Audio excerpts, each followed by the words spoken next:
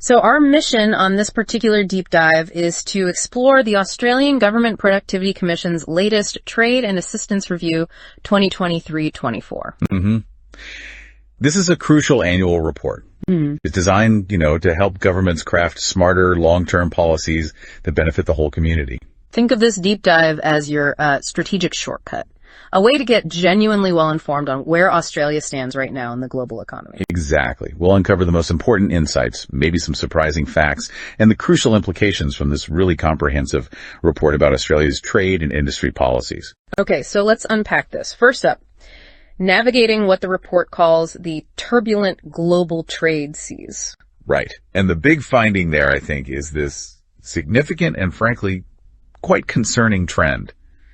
The reemergence of protectionism. We're not just talking behind the border stuff, right? It's the return of actual tariffs, those classic import taxes. Yeah, exactly. As a form of industry assistance in major economies, it's particularly evident after actions taken by the United States. So how did the Productivity Commission look at this? They modeled different U.S. tariff scenarios. They did. They examined possibilities like a sort of universal 10% additional tariff on all U.S. goods imports. Wow. And then more complex scenarios like what they called Liberation Day plus tariffs. Hefty 50% tariff on steel and aluminum, or maybe 25% on automobiles and their parts. Big numbers. Okay, and here's where it gets interesting, maybe even a bit strange. The report delivers this really counterintuitive finding. The PC's modeling suggests that these big U.S. trade measures would likely have a small positive impact on Australian production in the long run. Tariffs helping Australia. That seems backwards. It does sound it, doesn't it? Yeah. But that's the key insight here. Global trade isn't just a simple direct impact game. Right. When a major economy like the U.S. slaps on high tariffs, it creates ripple effects, a kind of domino effect. Okay, like what? Well, first, it means Australia might be able to source cheaper imports from other parts of the world outside that tariff wall. Ah, okay, makes sense. But maybe more significantly, productive capital investment money, essentially, that might get sort of trapped or become inefficient in the U.S. Because of these tariffs, it often looks for, freer environments. So it flows out. It can, yes. And that capital outflow can stimulate production in places like Australia. So, for instance, the modeling showed that those U.S. Liberation Day tariffs, the ones on aluminum steel cars, could potentially lead to an increase in Australian real GDP of about 0.37%. Almost 0.4%, just from that capital shift. Potentially, yes. It's like capital seeking greener, or maybe freer, pastures, you could say.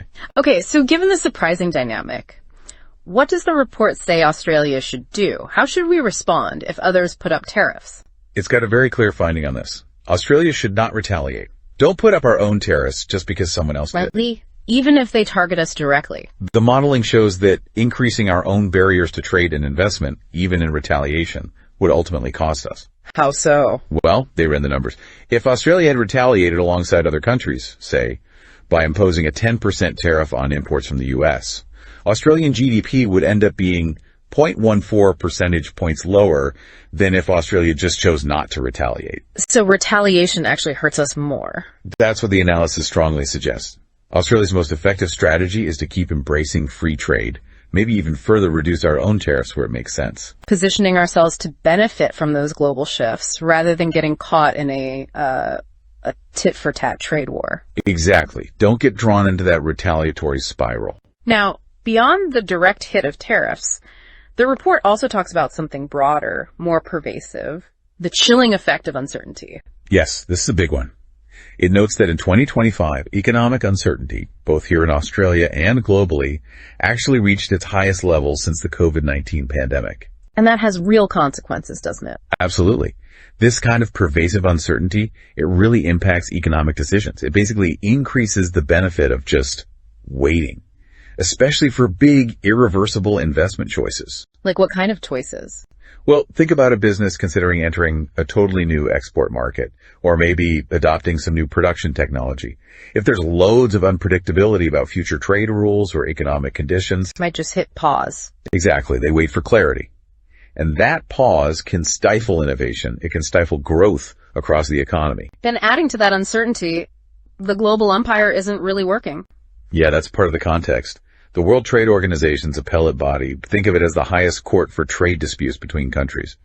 It's been effectively inoperative since 2019. Why is that? Disagreements over appointing new members. So trade disputes are basically stalled, which just adds another layer to that global uncertainty. Okay, so that's the global picture. Let's shift focus now from those turbulent seas to Australia's own economic backyard, domestic trade and industry policy. Right. And Australia has this long history, decades really, of trade liberalization. We've been a champion of it. But the report points out this curious, persistent problem, what it calls nuisance tariffs. Yeah, and the inefficiency highlighted here is, it's pretty astonishing when you see the numbers. Go on. In 2023-24, Australia's tariff regime imposed compliance costs. Just the cost for businesses to deal with the paperwork and process of somewhere between $1.3 billion and $4 billion. Billion, with a B. Yep. Yes. And get this. The system collected only $2 billion in actual tariff revenue. Wait, so the cost of complying could be double the revenue collected? For a significant chunk of that range, yes. The cost for businesses exceeded the revenue the government got. It's like a bureaucratic black hole, basically costing businesses money for little or even negative net gain to the public purse. That just seems incredibly inefficient. Does the report see any progress? It does acknowledge a positive step. The abolition of 457 tariffs, starting from 2024-25. That's good. Right. But it clearly stresses there's an urgent priority to remove even more of these things. Well, which ones are the most urgent? Well, the report identified over 300 additional tariffs where the estimated compliance costs are at least 5 times the tiny amount of revenue they generate. 5 times? At least.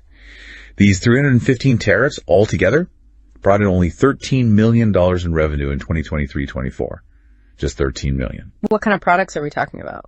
Things like certain cast iron tubes, some types of hot rolled iron and steel, specific air conditioning machines, certain motor vehicles. And even more surprising, there were specific items that yielded zero revenue in 2023-24, like diesel electric locomotives, fresh or chilled mushrooms, even a chemical compound called HCFC-22.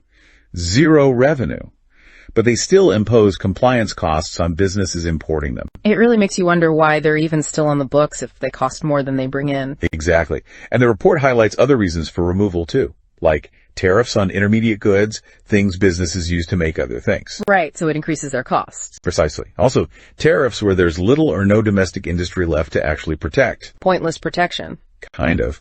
Mm-hmm. And tariffs with potentially negative social or environmental impacts, things like tariff on ultraviolet lamps for water purification or heat pumps or even bicycles. And what about agreements? Don't trade deals affect this? Massively. The report notes tariffs with exceptionally high revenue foregone relative to revenue collected. Basically, for every dollar the government actually collected in tariffs in 2023-24. Yep. Another $4.30 was avoided because of preferential trade agreements or other concessions. It just highlights how many loopholes and bypasses exist for these tariffs anyway. So it's not just the direct compliance cost, it's broader economic distortions, missed opportunities, maybe even hindering environmental goals sometimes. That's the picture, yeah. Now, switching gears slightly, let's look at the government's big new thing. The Future Made in Australia agenda, FMIA. Right. This seems to mark a growing role for industry policy guided by that legislated national interest framework. It does. And the scale of this agenda is interesting, especially when you compare it internationally. How does it stack up? Well, the announced FMIA spending is around 26 to 33 billion Australian dollars, spread over roughly a decade. That sounds like a lot of money.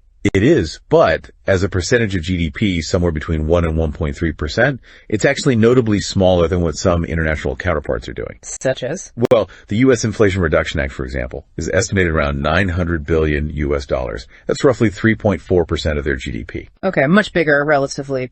And the EU's European Green Deal is massive too, around 770 billion euros, which is about 5.2% of their GDP. So Australia seems to be approaching this kind of direct industry support, perhaps, a bit more cautiously. Where is that FMIA money mainly going?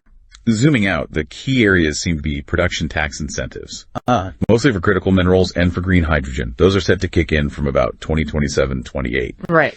And there's talk of green aluminum tax credits potentially following later. Does the report look at other ways to achieve security besides just making everything here? Yes.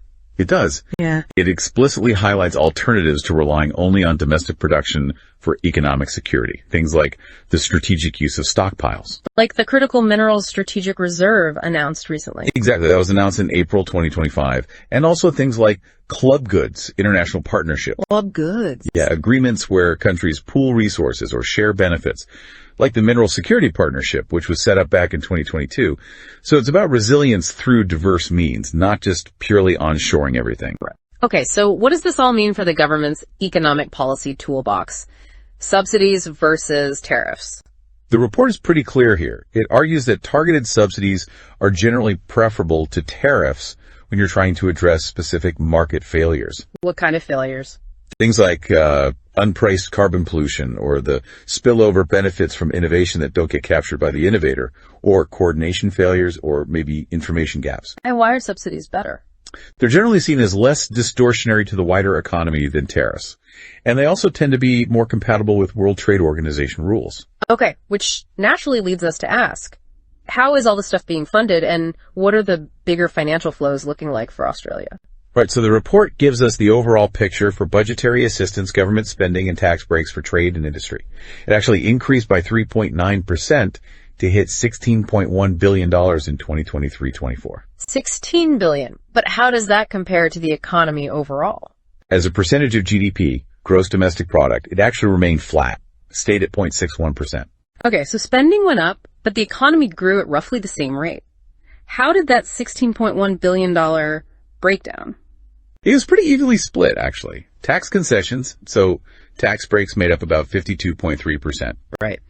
And direct budgetary outlays, actual government spending, made up the other 47.7%. And who are the main beneficiaries, relatively speaking? Well, looking at assistance relative to their share of the economy, some industries stood out. Farmers, filmmakers, and manufacturers received disproportionately more support. Filmmakers? Really? Yeah, under the sort of information, media, and telco industry category. They benefited significantly from expanded times credits. They drew about 3 times more assistance than their actual share of the economy would suggest. Wow. And manufacturers. They got roughly 2 times more assistance relative to their size, and farmers about 5 times more. Any other points on assistance? The report also notes that the definition of small business can be a bit fluid across different government programs, which affects who actually qualifies for certain types of help. Right. And it touches on concessional finance loans on favorable terms. The government provided about $127.2 million in assistance this way in 2023-24. And that excludes Export Finance Australia. This area is actually likely to grow, especially with programs like the National Reconstruction Fund ramping up. Okay, now let's talk about the really big money movers. Foreign investment. Yeah, absolutely crucial. The report consistently hammers home how fundamental foreign investment is for Australia. As a relatively small, open economy, it drives growth, it drives productivity. And our policy towards it has shifted over time. Definitely. Over the past 50 years, since about 1975, Australia's foreign investment policy has constantly evolved, trying to strike that balance between being restrictive where needed, but generally remaining open for business. And what are the recent changes reflecting that balancing act? We've seen a few key moves recently. There's that temporary ban, April 2025 to March 2027, on foreign investors buying established homes. Right, the existing housing stock. Exactly.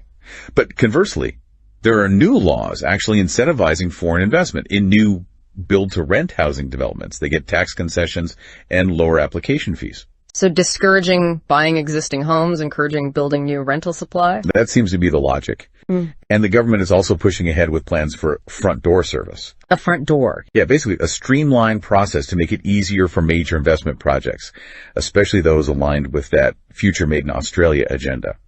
Pilot services are expected around September 2025. Okay. Anything else on the policy front?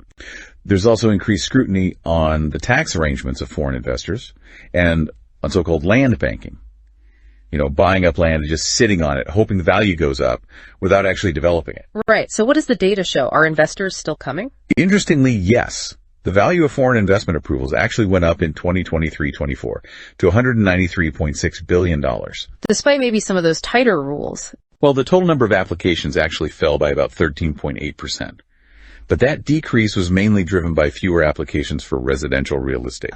So fewer, but bigger value non-residential deals, perhaps. That seems likely. And it's important to remember, most approvals, 72% in 2023-24, come with conditions attached. Okay, putting this in the really big picture, Australia's overall investment position with the world. It's quite nuanced.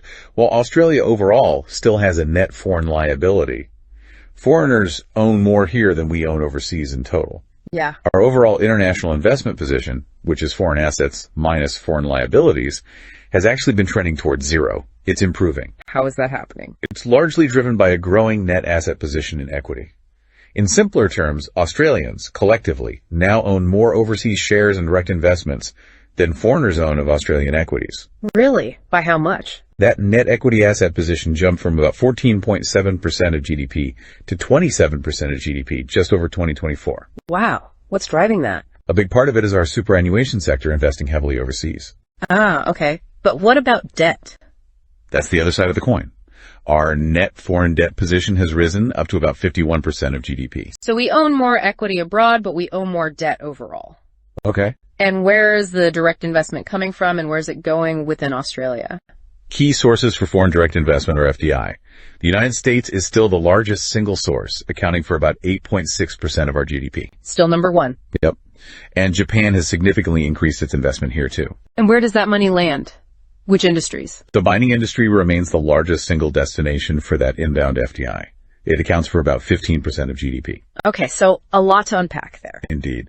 So what does all of this mean for you, the listener? Try to make sense of it all. Well, we've taken a deep dive into the Productivity Commission's Trade and Assistance Review 2023-24, and we've seen the global trade environment is definitely volatile, right? Tariffs are making a comeback.